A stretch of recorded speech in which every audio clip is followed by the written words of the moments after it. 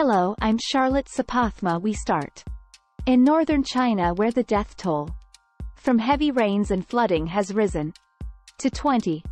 Authorities that say 19 people also missing in Beijing and hereby as rescue efforts continue. Storm Doksuri hit the country on Friday, bringing almost a month's rainfall to Beijing in just 40 hours. Military units and helicopters are now being used to deliver food and supplies to rail passengers who've been stranded by the floodwaters. Forecasters have warned of the potential for more flash flooding and landslides in the coming days. But our China correspondent Stephen McDonald said this update from Beijing. Well, several good bits of news first. So in Beijing, the rain seems to have stopped, certainly where we are at stopped for the moment, and the hope is that it might ease right off now. Of course it depends what happens after that other typhoon hits in the coming 24 hours. It may be though that the typhoon doesn't strike Zhejiang, where it was initially expected to reach landfall. Also, it's not guaranteed that it will move all the way up to Beijing in the same way that the previous typhoon did.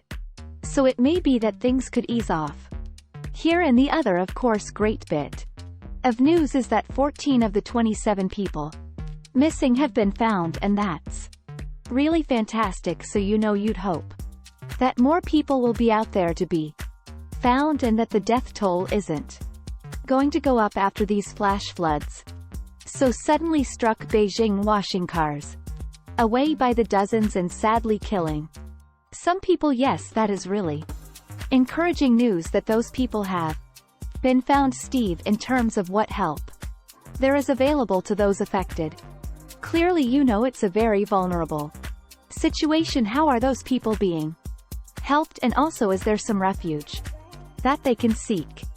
Yes, well, many people have been moved. I think we're over 100,000 people now have been moved to safety. Some have been placed in stadiums and actually in some of the covert centers that were being used to house people during that crisis. They're being used to house people who've been moved to safety. Other parts of western Beijing, which have been cut off because roads have collapsed because the rivers are too high, without electricity, without water. Well, helicopters are flying in and dropping emergency supplies to them. China is very good at mobilizing the military when there's types of emergencies happened. For example, though, there is one town in Wereb which had been cut off now.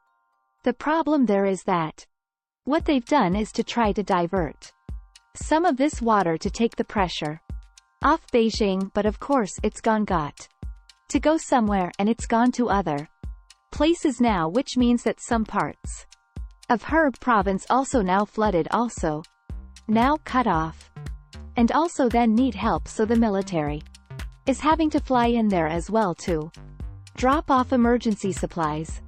But as I say, the hope is that the weather will ease off now in the coming days, allowing for the emergency temps to really get a handle on the situation. And what we're also seeing though is in some parts, as the waters sort of recede a bit, though that calamity caused by that flash flooding, I mean crushed up cars found in trees and this type of thing, I mean it was so sudden and so extreme and so dangerous, and that explains why the death toll has happened here as opposed to other parts of northern China. See, we were seeing some pictures about earlier on of the devastation caused, and the really quite sort of shocking images in terms of these sort of storms. Is this unusual for China?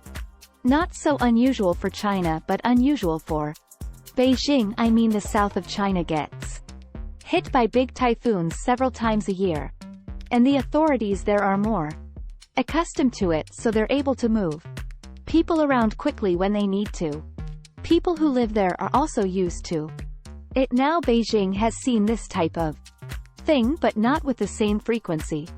And that's why when the speed of this came along, when these gushing brown waters have filled up rivers which Haven't been you know that full for decades and people have gone on to take photos of it. What have you and next thing you know there are car bodies being washed into the river or in front of them. You can understand why people they're not used to it, they're not accustomed to this type of thing. Officials here did warn residents to stay indoors in Beijing. They told employers not to make their staff go to work, and yet it has still been deadly in this city. I mean, you know, you've got tens of millions of people live here, so it is very difficult to manage when an emergency like this, when flooding rains strike a city that's not used to it. Now is Stephen McDonald in Beijing for Us.